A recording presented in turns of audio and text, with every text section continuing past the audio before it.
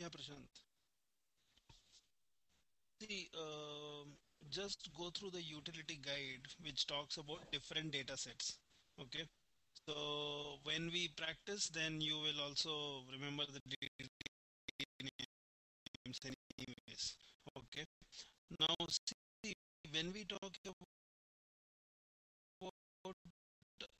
running the utilities, as I was telling you, you can run the utilities from tools. Okay. You can run the utilities from the jobs. Okay. So the basic things which you should know is when we are talking about utilities, in basics, you will have two types. Okay. Standalone. Okay. Or offline. Okay. Or you also call them as system utilities. Then you have application. Okay. Or you call them online utilities. Okay. Now, when you talk about utilities, you talk about different statuses. That is start, stopped, terminated. Also, when you talk about different utilities, each utilities will have phases. Okay. Each utility will have util in it. Okay. It says initialization of utility. Okay. And then you have util term, which talks about termination of utility. That is once the job is completed. Okay. In between these, there will be different phases. Okay, some utilities will have one or two phases, some will have multiple phases, whatever is the case. Okay. Then to identify the utility, the important is util ID. So you what you can do is you can do display of utility, or you can say terminate. Okay, terminate utility. Okay, based on whether you want to display the utility or you want to terminate it. Okay. Then you talk about specific DD names and data sets which are used in utilities. Okay. Utilities. Okay. So you should know these DD names and the data sets which will be used. Okay. Now, yeah, the control card. So the control card will be,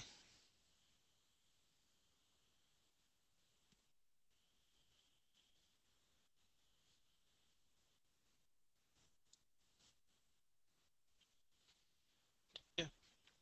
Then when we talk about data sets, DD names, this status.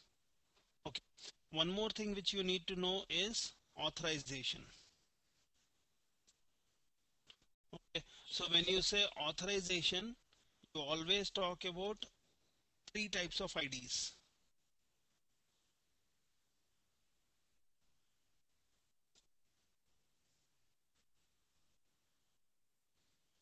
Okay.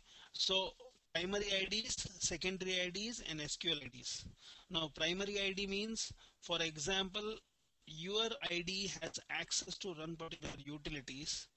Then we will be saying your ID is the primary ID. Okay. Now when you talk about secondary IDs, we are also referring to secondary IDs as rack of groups,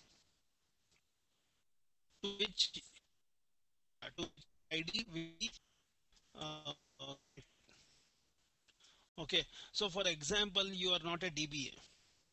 Okay, you are not a DBA, but I want you to do some load unload tasks. Okay, so in that case, I don't need to give you a DBA access. What I can do is I can connect a rack which has permission to run load and unload utilities.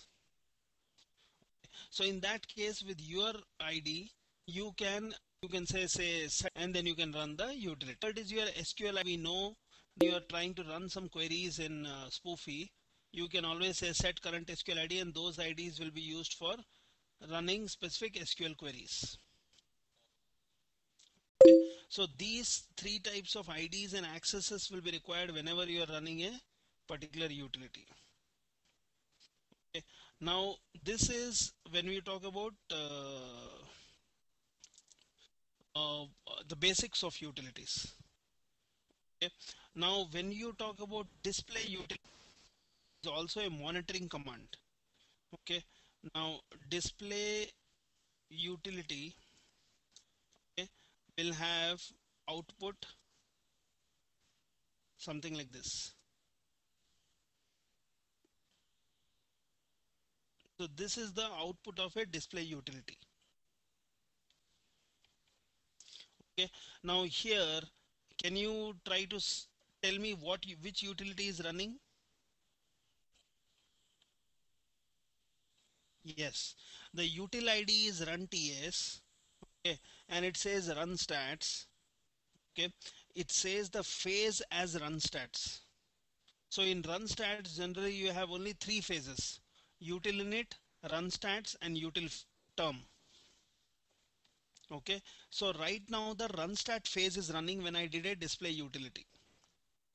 Okay, now why do you do it, or why do you want to know the phase? Because if you are going to run a utility job and it fails somewhere in between, okay, you need to know before which phase or after which phase failed.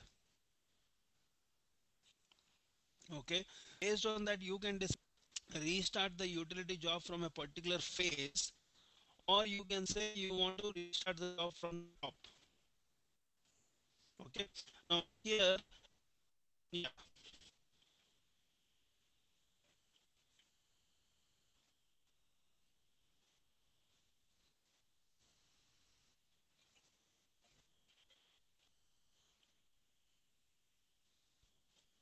see, you will not be saying, you will not be processing the data halfway. You will be restarting completely.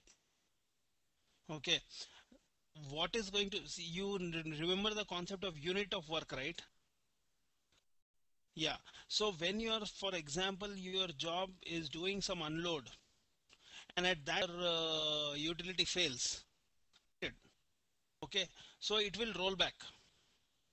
That means you will not have half the data unloaded and half to be unloaded. Okay, so in that case you will start the unload phase, so it will start unloading the data again into the data set.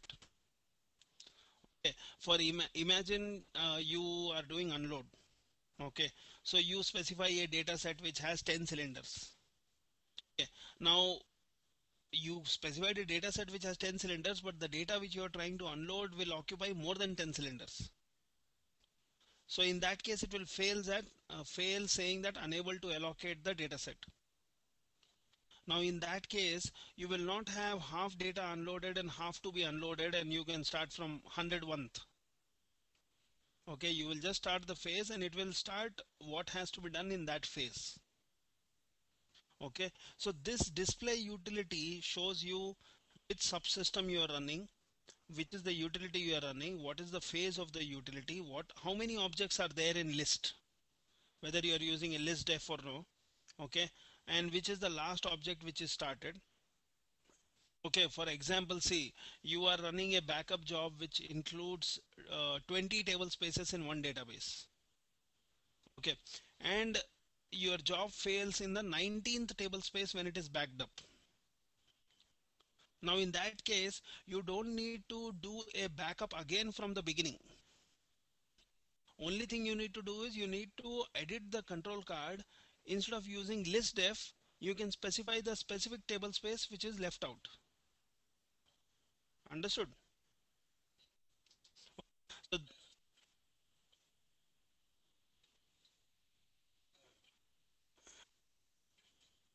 yeah, yeah, that is there.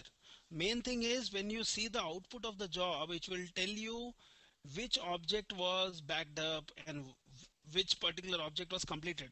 See, when you are doing a display util, it's telling you which was the last object which started when your job failed. You understood? Okay, so main thing is these are the basics of utilities.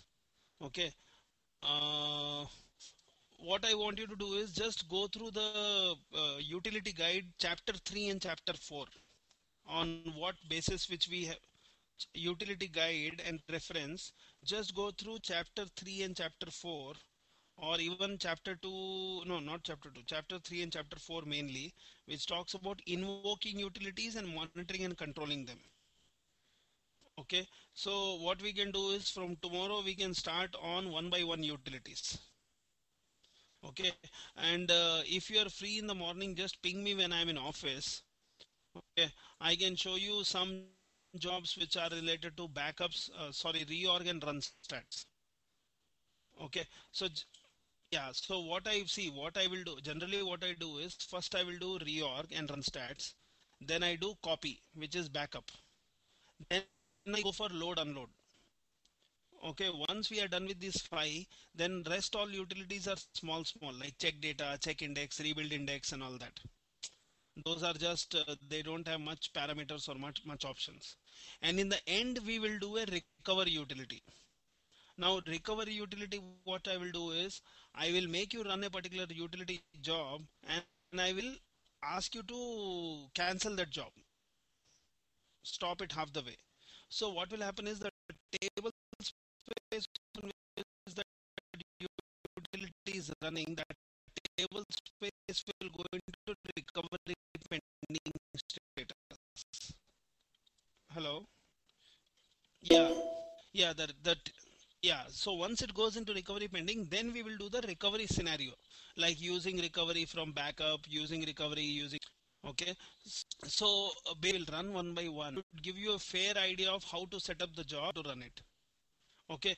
And the most important thing which we will see is when you are running the utilities, does it impact any catalog tables and where it is getting updated. Okay, so once we are done with application utilities, then I will go for just a recap of standalone utilities. Okay, so I just want you to go through brush, don't even read in detail, just go through third and fourth chapter, so you are in sync with whatever we are talking, and then we will start with reorg and run stats from tomorrow. Okay, so meanwhile, let me talk to that guy Prino. There is a person called Prino from Belgium. So let me talk to him why they have not still fixed the job, DB2. Yeah, otherwise, yeah, yeah.